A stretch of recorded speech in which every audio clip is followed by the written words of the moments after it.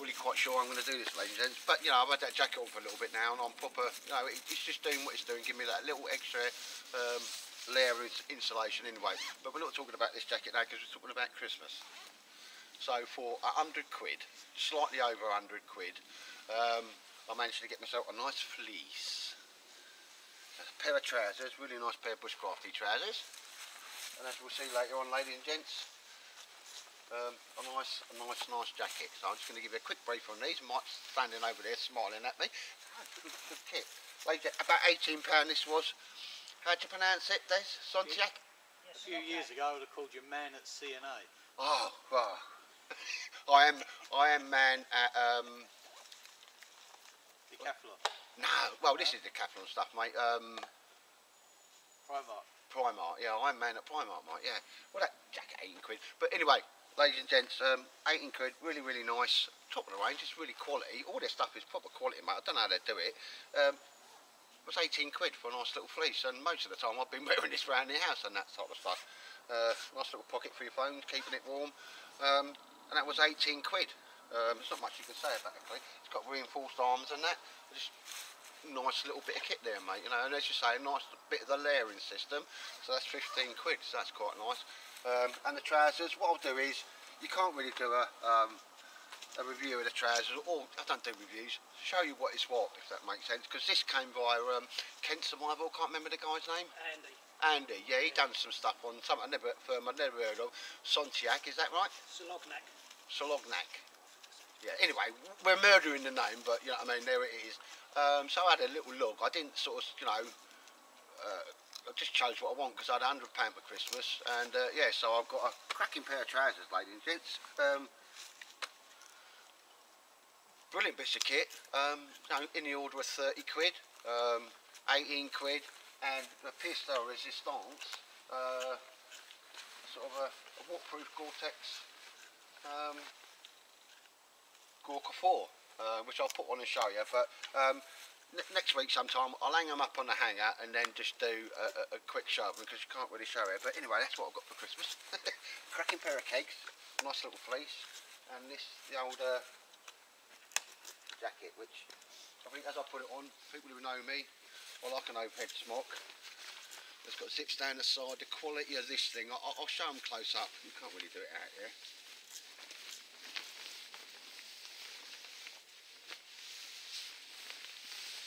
Oh, that probably wasn't too dignified, was it? No, it wasn't. No. But I just do it straight off the bat, no ears, no graces. But as you see, ladies and gents, somebody has probably taken inspiration from the Gorka. I put my glasses on, that means I can actually see this photo in front of me. That was Mr. Baldrick there. But ladies and gents, what a cracking little smock this is. All the zips are waterproof, the quality throughout, I mean we've even got fleece on the inside, the quality throughout is absolutely unbelievable. I'm glad I had a little look at the site. Kent Survival was showing you a pair of trousers and a jacket and so forth from this firm. This is absolutely on point. I'm proper loving this, and for just the jacket, £64. I spent more than that on a meal on New Year's Eve with Mrs. In fact, I spent a lot more than that on a meal on New Year's Eve. Proper waterproof smock, very reminiscent of the Pintel smock. Des has got one on there. Quality zips, quality fasteners, zips up the side. There's a poacher pocket at the back. Absolutely loving this, even to the point, look, small details where you pull it out and you've got stuff just to keep your wrists warm, and in the cold that is a very often missed and overlooked area, your wrists and your lower arms, which let it heat out your body. The Velcro, the quality of the build on it is fantastic, and as we all know, I like to do a little bit of the old variation, because shopping Chelmsford yesterday I wore this, and I had one person who explained he liked to do fishing, asked me where I got it, and another guy was staring at me, but didn't ask me. And Mr. Baldrick, he really approves of that jacket because he's sat on it at the moment. But ladies, I'll show you a close up. But these trousers quite amazing for what they are, ladies and gents. This one here, I don't know if you can see it, it'll come down. It's got little molly bits on there. But what I do like about this, as opposed to a pocket, That opens up all the way round, and you've got compartments there, so you can put your fire steels, your small little, you know, everyday carry knives. Attention to detail and quality of manufacture are second to none. And I've got a complete suit, trousers, mid-layer, i.e. the fleece, and this jacket for 100 quid, or just slightly over 100 quid, ladies and gents. And wow, I just think this quality of this Slongniak stuff is, I do believe it's French, sold by Decathlon, came within 3 or 4 days, is absolutely top on. There is only one thing about this jacket, and it is because, what I do, when you pull these down, the zips do lock. The zips are quite smooth, and they're all waterproof zips, and I know how much these cost. You know, it's lined on the inside and everything. I'll show you close up if anybody's interested in that, ladies and gents, because these are brilliant. The quality of manufacture is absolutely unbelievable.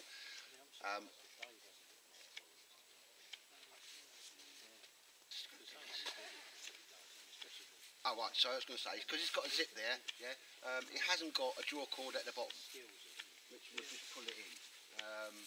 The Pintail's got one, because I've got a Pintail Smart, which I'll be selling on, because I've got this now. But that's the only sort of, and it's a minor point, it's a mute point, but you know, I do sort of, I'm quite fastidious when it comes to outdoor gear and what's what. It would be nice to have, I'm going to put a piece of elastic in there. So that is the only thing on this jacket, and probably if I hadn't mentioned it, nobody would have probably noticed or whatever. But a cracking little kit anyway. That's what I got, 100 quid. Yeah. You see that as a Yeah, comparison, come on mate, yeah. So, Mr. Baldrick, he's loving that jacket. There's a Pintail Smart, mate. I mean, this is a rip-off for the Gawker, and so is that, you know, that type of stuff, and fair enough, there's the classic designs. But yeah, I don't know how much you paid for yours, mate? About £109, I think, when I bought it. I think I got it from the Bushcraft store when I purchased this. Yeah, so I've had it about over 2 years now. But there you go, 64 quid. I really, really can't sort of say too much. You know what I mean? It's just the dog danglies and that, you know? So I think mine's a bit. But it's a proper sort of vortex material. Anyway, ladies, just let your eyes be a guide on that. I think that's a cracking jacket, and for just over 100 quid, I think I've had a right little result. But then I normally do. And here's Mr. Baldrick. I don't know if you can see him down there. He's proper loving that coat because he thinks it's a sit, doesn't it? I'll show you that. Oh, you can't see him, bless. Mr. Baldrick, the whole time he's been sat there. Anyway, ladies and gents, we'll get time next week. I'll stick them on a hanger in my garden, just give you a closer look up at both the you know, the jacket and the kegs, and you know, really like posh fleece. Hey, Mac. Yeah. Do you work every other weekend, mate. I do a long week and a short week. So I've got to do a bit of on-call now, but there you go. There's a manager's job in the offing, mate, but I've been there, done that, and as we talked about a bit, I just don't need the aggro, don't need the money, ain't got a mortgage no more, you know. Yeah. Done all that, ticked all them boxes. It can be a bit stressful, can't it? It is if you do things like plucker, you know what I mean. It can be all consuming. Yeah, I think it's easy for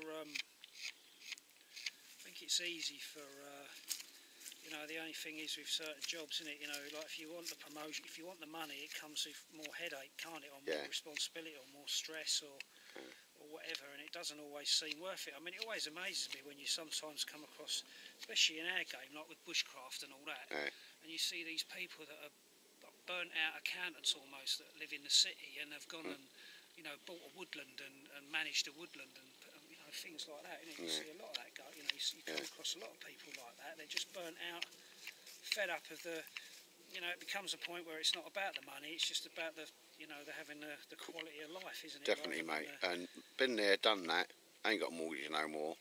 I think the smart money there is, without, you know, going too much into my job, is just stay as I am now, as a sorter outer, or what they call a support worker, and just do, you know, the odd shift overtime. I wouldn't come out with much different money, you know. Yeah, that's right. Just, you know, and if you're on call, you got to be able to turn into the centre at any time. And I don't mind doing that to give other people a rest or something. You know what I mean? Just stepping up, like, you know, which is sort of me and the other sport worker are doing now. Without going into too much detail, but yeah, no, it's just, you know, then you're kind of sitting at home waiting for the phone to go, and you've always got to be close enough to get in there, you know, if there's a bit of a drama going on, get it sorted. I just think, no, I've been there, done that, you know. But I do like the job, mate, because, you know, it's just my little skills, you know, sort it out. Whatever the problem is, I'll get it sorted out. I'll find a way to get it put straight. And at the time is trying not to throttle somebody to do with universal credit, because whoever rented that, mate, it's just not real. But anyway, we're not talking about work now, because I just get all, I kill you. I'll be having a nice little bit of a, I only put the camera, sorry mate, anyway, which, I mean, are they really your shoes there, mate, or are you just wearing them in for Larry Grayson? No, they're mine. Just a bit bright, sir. Come on, Des. You know the score, mate. No, they're a cracking pair of boots there, mate. Just a little bit bright for me. What are they?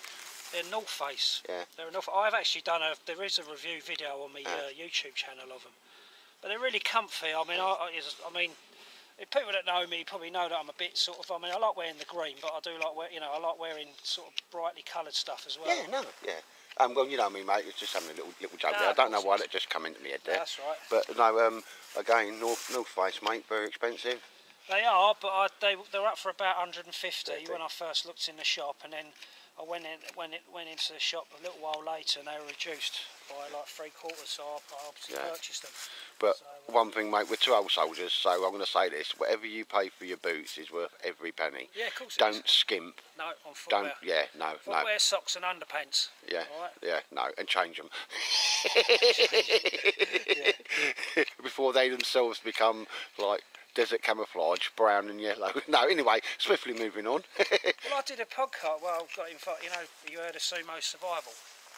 I think so, mate. Sumo Science, and there's a couple of Scottish guys. And they interviewed me and Jason Sears a couple of years ago, and they were talking about our favourite bits of kit. And I thought about it quite hard. I thought, you know, you can say a knife, you can say a jacket, whatever. And to me, it was like my answer was a good pair of underpants and a good pair of socks. True, and it's mate. like you need a good pair of. From my experience, you know, you need good underpants, you know, because you can get flipping, you know, oh, mate, yeah. You can get when sweaty arse and walking. Mate, we've all been there with, it's not a nice chafing, chafing and all that. And then socks are so important, you know, for you know, it's your means of travel, isn't it? If you're on, you know, carrying a backpack out wherever. You know, and you've been doing it for day in, day out, day out. No food, no sleep. That's when. Yeah, and that's when it starts. And that's one less variable you want to have to worry about is your feet, isn't it? You know what I mean? So, yeah, they're my two sort of go-tos of advice, I think. As we were just talking about, mate, I had a result with that pair of Dana boots. Yeah. You know, years ago, we sent off to America before Dana got any. There were a lot of logging company, you know, like Timberland. Logging company and that. And they were a month's money for a soldier then, mate, because we got paid, you know, sod all. But they were my go-to boots, mate. Just worth every single penny. I flogged them when I got out, but, you know, that boot fair I went to, and I just, there was a pair there, and she wanted 30. I got them for 25 quid, you know. Definitely my go-to boots. But, definitely. So to me, footwear. Yeah, I was say footwear. Well, you know, footwear as well, but socks and underpants. Good pair of socks and underpants, I think. I think I did. What's your 5 items you always take out with you? My 5 items. I don't take 5 items. I take a fucking day sack. No, if I was to take my 5 items, would be my Ben Alford knife. Yeah. That'd be on my belt. Yeah. I'd have a fire steel in here. Yeah. Well, I've got a fire steel on here, but I don't use it. This is the one that was. This one was last year. Very close friends of ours. They got remarried, and they bought me this as a They got me this as a little gift, and it's got like best man today. Oh yeah. Yeah. Best friend forever. Yeah, nice one. Yeah, I mean I have used it, but I don't really use it that much. Yeah, so it's quite a sentimental thing for me. So yeah, and then I'd probably say. It's probably what I'm standing up in. Yeah. You know, my clothes. That's the first thing. I mean, the Buffalo, mate. They're not cheap, but they're worth every single penny, aren't they? Buffalo jackets. My clothes. Yeah. My clothes. I mean, and then again, I wouldn't be wearing this in the summer anyway. And then after that, it'd be my day sack. You know. But then that obviously then takes up the list to a lot more. Then. So I mean, my top 5 items are probably what I'm wearing. I suppose. No, fair enough, mate. There's no That's right, it, innit? right or wrong answer on No, that. no, Because I remember mine was like friendship, knowledge, and because it's just five things you always take with you. But one of them was a softy suit, a softy jacket, mate. You know, like I say, I found the little thing I'm wearing now, which again is still very nice and warm on that. It's just unusual to think, the five things you want, you always have with you. Yeah. You always have with you. Yeah. Yeah. I mean, If you'd have said to me, "Oh, it's a picture of my missus," that's valid. Yeah. Well. Brownie points as well. No, do you know what I mean? There's no right or wrong answer. No. But it's just, I think.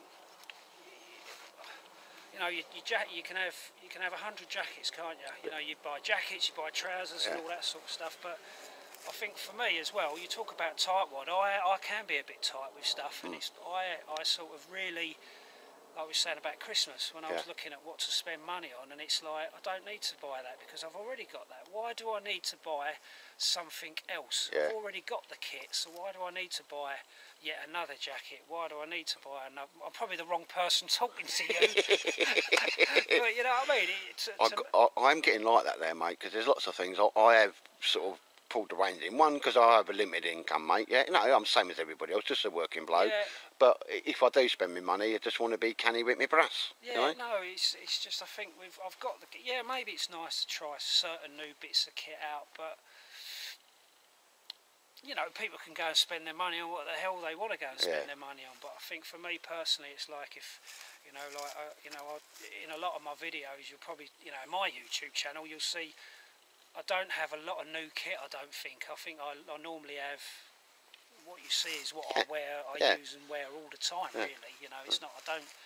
If someone asked me to review a bit of kit for them, I wouldn't just take that bit of kit on face value and go, "Oh yeah, that's a brilliant bit of kit," or "It's a shit bit of kit." I want to be using that for at least 6 months before I'd even say that. Yeah, it's a good bit of kit, or no, it isn't. I can't. That's the same with me, but like I say, as we talked about before, always anything I've always paid for. And with me, there's a little thing. I have this thing of 20 quid. Well, that's it. But the water bottle, the cup, the lid, 21 quid. The burnt, that type of stuff. Like, you don't have to spend like mega bucks to have a common man bushcrafting kit, do you? Yeah, I don't. I think as well, it's almost like the bushcraft has become a label so much, hasn't it? It's like with the. With axes, and you look at Granforce, Granforce, how much more expensive the axes have got. Yeah. And then you've got the likes of Holtforce and what is it, Holtforce, and what's the other make? Wetterlings. Yeah. Are they amalgamated now? Again, Dave would be able to tell you all that, mate. I'm not a name brand man, like. I'm not sure, but they've kind of amalgamated now, haven't they? So. So again, I think their axes are still quite reasonably priced, whereas the Granforce ones have kind of, I think, maybe increased quite a lot. A lot of money, mate. Yeah. And then it's like, if we sort of named it, we sort of start talking about Fellraven. Oh, don't mate. I mean, Fellraven's some nice gear, but it's expensive. I think very expensive. Very expensive for what it is. Yeah. There's a lot. Almost better and just as cheap cheap items out on the market. That's what I like to go out there and find, mate. And if I can't find what I want, I'll make it. It's too easy to you can almost see certain people on the television that will wear certain items of clothing, and it's almost like watching an episode. It's like watching a promotional video of all the kit they're wearing. Yeah. You know what I mean? It's almost like the catalogue, isn't it? Yeah. No, you're right. Sometimes I think it's a bit like that. I make that assumption that it's. I've never been a labels man. If it works, it works. I don't really. Yeah, I know. I can be a label man, and I have been. I think over the years when I used to do when I used to do a hell of a lot of walking, when I was doing all my mountain leader stuff, I'd wear a lot of Berghaus. Berghaus was sort of my go-to sort of range of clothing. But it wasn't just Berghaus in the end. It would be, say, for example, Rab. It would be mountain equipment or someone like that. But I would be quite specific in, with the clothing that I would buy. I wouldn't be scared to pay that money for a decent Gore-Tex coat, because I think of, obviously depending on its technical value, it needs to be able to. You need to be able to use it, because at the end of the day, if you're caught in a in a situation sort of like on the mountains that most people, you know, if you're aware of that, you know, your clothing could be that thin line between almost dire situation and mooching on. Yeah, no. So, but anyway, we started off there, mate. Obviously, image, mate. Never ever skimp on your boots or your footwear, mate. No, definitely not. No. Whatever you pay for it. And I like my go-to boots are Dana boot. We've talked about the One Tigris, you know, stuff from the 80s and all that. You know, the German para boots and all that. Yeah. Oh yeah. Because one boot will suit one person and it won't another person. So we've all got our go-to stuff. If that makes sense, mate. But I do like to, you know, well, just a quick review. The One Tigris tent last time, mate, you know, I put it up there and as you going to flick it out, and I just thought, well, it needs a bit of work on it, mate, but a cracking little design. I'm glad I put it up there because I wasn't going to do it for him, as Mike said, but Ed, like, people are going to do what you do, pull the trigger on it, and it's pre-production. It's not had a bit of a workout, and it's probably saved a few people buying that, you know. You kind of gave a genuine review, haven't you? You've not, you know, you've generally showed what was wrong with the products. You haven't sort of like... No, not just it, mate, because even you said today, Becky said it, Eddie up in Scotland, he said, oh, blimey, I bought one, and he's taken it out there, you know, and, you know, if he differed from my opinion, he's a Scotsman, he'd be like, fucking knee, you know, but I think the thing has come, and certainly from the feedback on that is, mate, is, honest review, I'll have that, and we all like the tent, they just got to tinker it a bit, get it right. Yeah. It's a shame that maybe it went out on the market the way it did. Too soon, mate. Yeah. But no, that's it's way away, mate. There, yeah. Because initially, I was just going to send it back. Mark went back, do a film like you normally do. People trust you, you judge. You know what I mean? And what's what like. But you have had good feedback. You know, like the customer service to you. Oh yeah. 100%, wasn't it? So you can't. At least they didn't sort of. You know, turn their back on you and say, well, it is what it is. At least they've let you keep that tent. They've even on about refunding you the money and sending you a new product when it's finished. You know what I mean? If that happens. And I uploaded it overnight, mate. I come back off on you know, about 4 or 5 o'clock. I sat down at the computer and there was Chris from One Tigris. It's there. The comments online. Sorry, this Fair enough. Sorted me out my money, which I bought that Van Gogh one, which I've still put together and put up and that, mate. And that's kind of Baker style and that as well. And you know. Well, you know, I think everybody's just said there, they're going to pull it back, have another look at it and get it out there because it will be a good seller, mate, Oh, no, from One Tigris, absolutely good service, mate, you know, make that clear. That hasn't left a bad taste in your mouth. You're not going to, you know, even though it was regardless, well, if it's a bad product, you've bought it, I mean, we can all do that with whoever, but it's the customer service in it. And when you talk to a lot of people now about certain companies, you can, like, straight away, most people will say about the customer service that they've had from the company, and it's like, oh, I'll never go to them again because of the customer service. And it's the same. And it's, you know, you could have new double glazing windows put in your house, can't you? I mean, I could come round, oh, Matt Pucker, who done your windows? Oh, John Smith up the road runs so-and-so window company. I'll give you his number. Oh, yeah, Pucker. And it just takes that, doesn't it? It just takes that one good or bad review, and it just snowballs. And it can, I suppose, sometimes for a company, that's not. It kind of amazes me how some companies get up, you know, sort of like try and sit on their little, you know, little pedestals or whatever, and not sort of be a little bit disrespectful or whatever to customers, you know, because it's the customer at the end of the day that's kind of.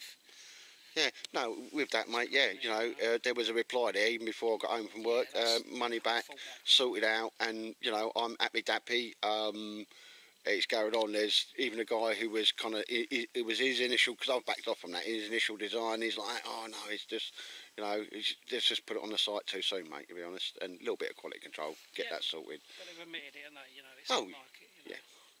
It's plain as day, but a load of people like Becky, like Eddie said, you know, and even you today, you said it, One Tigris, you know, very unusual for their kit not to be good, nice products, good quality, mate. Pouches and also, you know, other bits of gear and that as well. So certainly not max edition prices anyway. But no, mate, so that's just one of them things that, you know, it's caught early, and they're going to have a look at that, and you know, I look forward to seeing what's what with that. But glad I stuck up down there, because like I said, if it wasn't for Mike Smith going, oi, you know, I probably just would have just been a bit disheartened and left it and sent it back, like, you know. But, and then it could have been worse for them. So in a way, it might have supported One Tigris by you actually doing that, because you've Well, I hope so. But, you know, there you go. It is what it was, mate. You know, you see me now. I just put the camera on. I don't rehearse anything or nothing, mate. Just, yeah, you know, just, you know, go on that. But anyway, yeah, so, yeah, just on that, yeah, it's nice. I'm happy enough with that. I'm a happy little puppy. It just went into production too quickly, mate. Yeah, definitely. But here's a nice tent, and if they sort that out, which I'm sure that is the plan, they'll have a good seller there, mate, because they're like making stuff for, you know, kind of bushcrafters rather than just airsofters and stuff like that. Yeah, because they do a lot of stuff like that, don't they? It's quite funny actually how some of the airsoft gear does sort of... That's an industry in itself now. Merges into sort of like the, you know, the sort of stuff that we do, I suppose. Get some quite cheap bits of gear as well, can't it? Yeah, I think that it first took off, it was military surplus. Now they're having gear that's made for, you know, airsoft has taken over in a big way. But I can't see me running through the woods with a little zap gun going. No, I mean, I want full bore 7.62, and when I hit the target, I want it screaming. Well, I sort of, you know, you sort of see the airsoft magazines, don't you? And you see like, wow, you know, like, and these guys look like they're something out of Call of Duty or something, don't they? Or Medal of Honor, one of them. I take it seriously. Beards and like proper operators and all that. SEALs and or, you know, special air forces or special forces or something. You know what I mean? And they take it all very seriously, don't they? And they're really just like, you know, well, you know. They're running around the woods playing bang bang. Yeah. No, I mean, I used to do that as a kid.